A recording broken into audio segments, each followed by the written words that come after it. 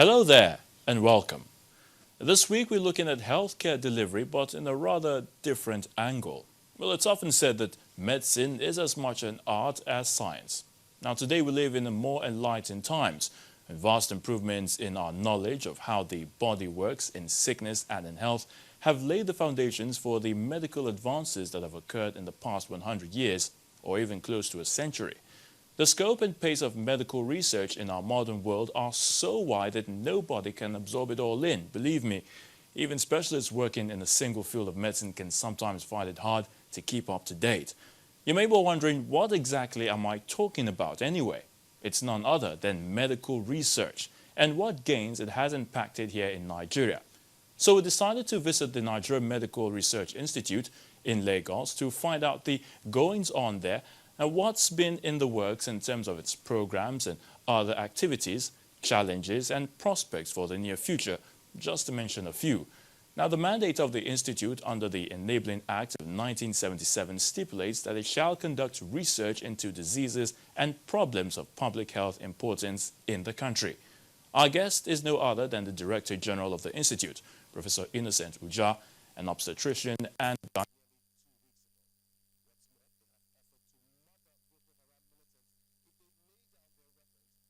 its mandate and other research activities. Please stay with us as we bring you this interesting interview. I'm Ayatunde Balogun, and it's question time.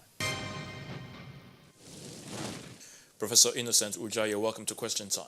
Thank you very much.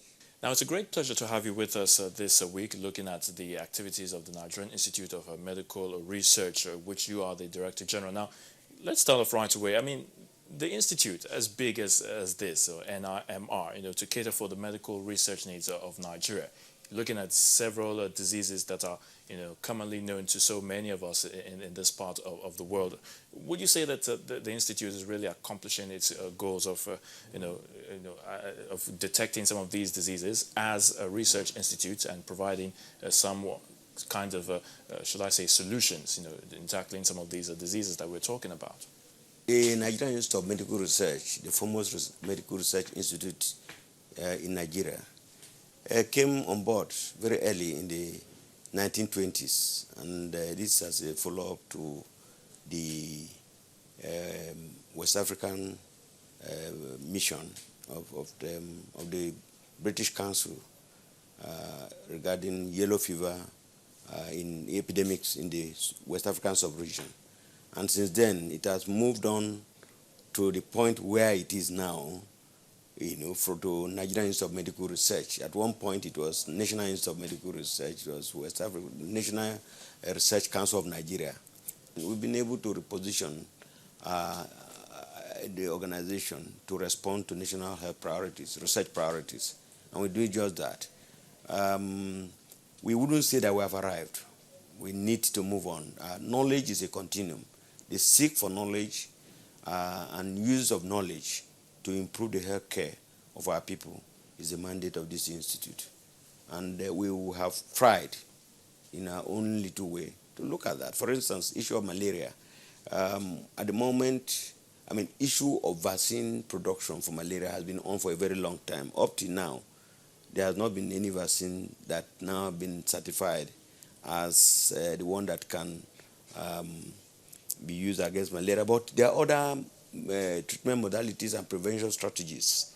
The issue of insecticide-treated nets, indoor residual spraying, and then, of course, treatment. We used to use chloroquine. We have now moved to artemisinin combination-based therapy. And we need to put this into proper perspective. We're using insecticide-treated nets. We know that the insecticide can become ineffective, to the vector, which is mosquito. And we are tracking that resistance at the moment. In other words, are you saying that mosquito nets have a lifespan? Well, it used to have a lifespan, but the long-lasting nets have been developed, and this goes for about 4 years, without having to wash and then reuse or embed the insecticides. So, in a way, if a lifespan of a net is up to 4 years, then of course we would have been achieving. But the problem is that after a while, will this still continue to be effective? That's a research question, and that is what we are tracking. We are also tracking issue of antihistamine-based combination therapy, what we call ACT. Now, it is effective, that is true, but will it remain effective? Just like chloroquine. Chloroquine used to be the drug of choice for treatment of malaria, but it has developed, the Plasmodium falciparum has developed resistance against chloroquine now, and then we now graduated to artemisinin-based combination therapy. We need to track and inform policymakers, the government, when we ever think that there is going to be, or any evidence that there is going to be resistance. So that is one area that we're doing. We're looking at the vector component of control of malaria, and that is very important. It's a common condition. It actually is responsible for over about 60% admissions of Nigerians. And if you look at the economics of malaria, you'll be amazed at what we lose. Because if a productive workforce is down with malaria, it means that we're losing money. The economy, because the productivity will go down, and then we'll lose money. So what we do to continue to sustain whatever we're doing, indoor residual spraying, we'll do that. At the moment, there are some research activities going on in places like Nasarawa State. One of our vector control, entomologists is involved with the National Malaria Control Program. And we document our facts to be able to let policymakers and the public know how far it can go. So at the moment, that is where we are laying our emphasis while looking for other areas as far as malaria is concerned. Tuberculosis. This Nigerian Institute of Medical Research is a national reference lab. We have upgraded our laboratory service where we now have what we call the Biosafety Level 3 laboratory for multi-drug resistance. Multi-drug resistance is a situation where Mycobacterium tuberculosis has become resistant to the first-line drugs. And what we do is to track this. Which one and where and how? Who are the people that are most affected? That is what we are doing. And then we have been upgraded. We have a lot of up-to-date equipment. We have gene experts. We have polygotyping. We have MIGID machine. That these are things that would tell us whether they are resistant, because the cost, economic cost of treating a case of multi-drug resistance, TB, is a lot. So whatever we do, we need to prevent it from happening. One of the ways of preventing is identifying the problem very early, rather than spreading it. If it is one case is spread all over the place, or is even transported internationally, that's a big, big problem.